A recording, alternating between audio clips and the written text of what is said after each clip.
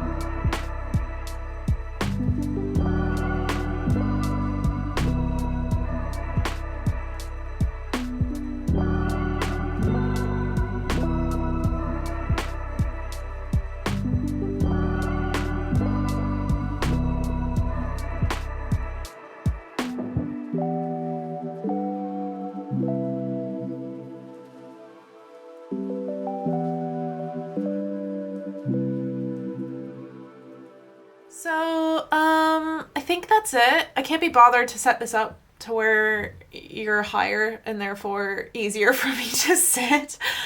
Yeah, I think that's it for today. A lot of not many things, but they were all kind of slightly more time-consuming-y things. Only managed to edit one podcast episode, but that's fine. It was a bit more intensive to do than they normally are, so taking the time to do it. I was so putting off that episode, so I'm glad I got it done. Still making my way through the proofs. I did 2 chapters.